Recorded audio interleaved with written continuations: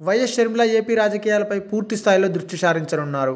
AP Congress committee chief గా షర్మిల నియామకం అయ్యే అవకాశాలు లేకపోలేదు. ఏపీలో ఉనికి కోల్పోయిన కాంగ్రెస్ పార్టీకి మళ్లీ వైఎస్ కుటుంబం వల్లే పూర్వవైభవం దక్కుతుందని కాంగ్రెస్ భావిస్తుంది. ఉమ్మడి ఆంధ్రప్రదేశ్ లో ఒకప్పుడు కాంగ్రెస్ ఒక వెలుగు వెలిగింది. వైఎస్ రాజశేఖర రెడ్డి హయాంలో 2 సార్లు అధికారంలోకి వచ్చింది. అయితే అది ఇప్పుడు గత వైభవంగా మారింది. ఇప్పుడు కాంగ్రెస్ ఉనికి చాటుకునే స్థితిలో ఉంది.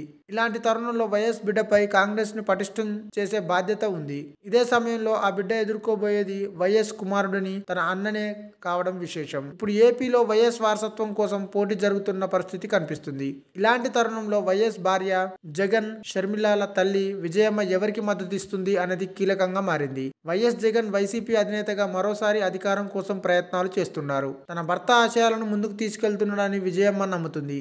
తన కుమారుడిపై అక్రమ కేసులు పెట్టారని విజయమ్మ కాంగ్రెస్ పై గతంలో ఆరోపణలు చేశారు. కాంగ్రెస్లో ఉంటే జగన్పై ఎటువంటి కేసులు ఉండేవి కావని కూడా అన్నారు.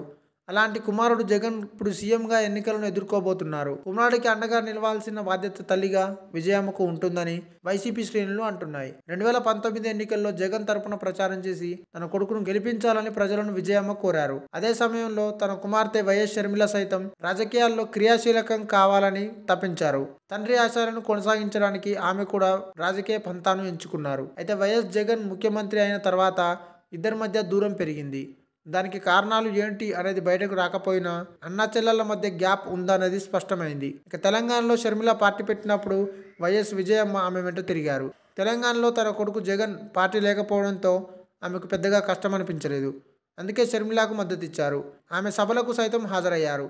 షర్మిల విజయం సాధించాలని ఆశీర్వదించారు. కానీ చివరకు షర్మిల పోటీ చేయకుండా పక్కకు తప్పుకున్నారు.